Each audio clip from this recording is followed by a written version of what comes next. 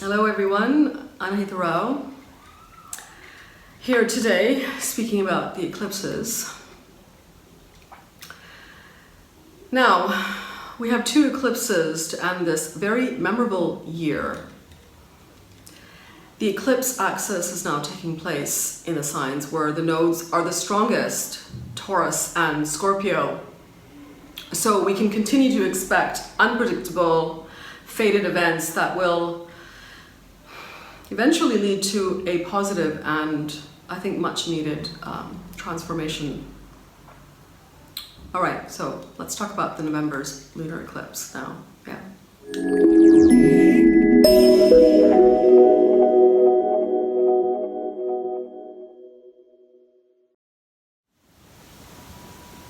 All right, so we have a lunar eclipse taking place in Taurus on November 30th at approximately 10 a.m. UTC in the nakshatra of Rohini at 14 degrees. Rahu will cause this eclipse, although it will be 12 degrees away in Mrigashira. Now, the eclipse is far from Rahu, but it's getting aspected by Jupiter from Capricorn, and Mercury is in Scorpio at 3 degrees, also involved in the eclipse. The moon, of course, is exalted at the sign of Taurus and thus will be very strong as it's full.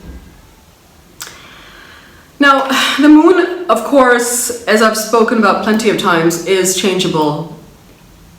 And it reflects how the human mind tends to turn and to churn from a moment-to-moment basis.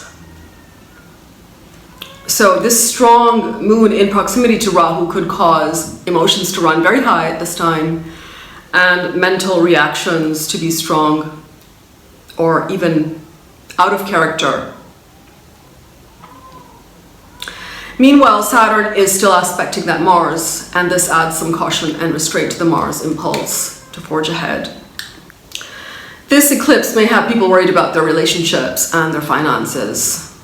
And with the Taurus energy getting activated, we may be thinking about our basic needs, food, money, how to make money, how to save money for ourselves, for our families. And many people will also undergo a change in their value system, because again, it's the second house.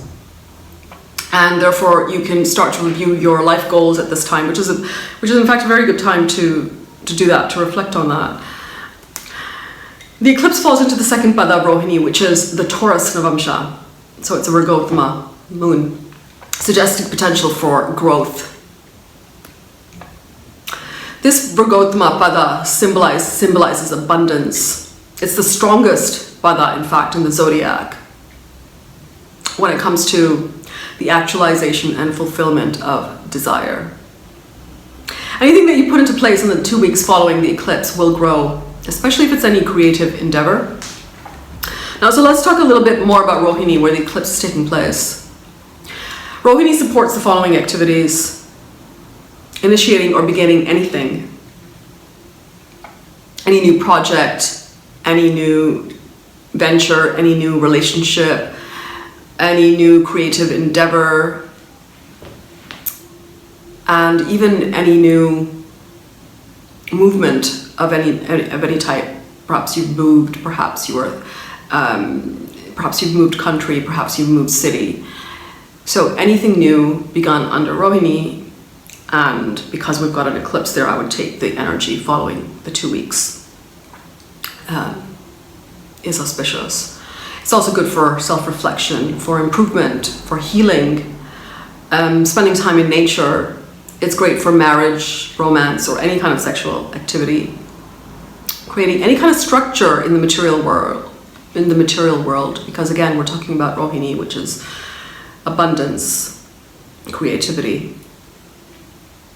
In Taurus, we're talking about an earth sign, so any kind of material endeavor, you will reap good results. Buying clothes, buying jewelry, buying vehicles, any kind of financial matters, trading, etc.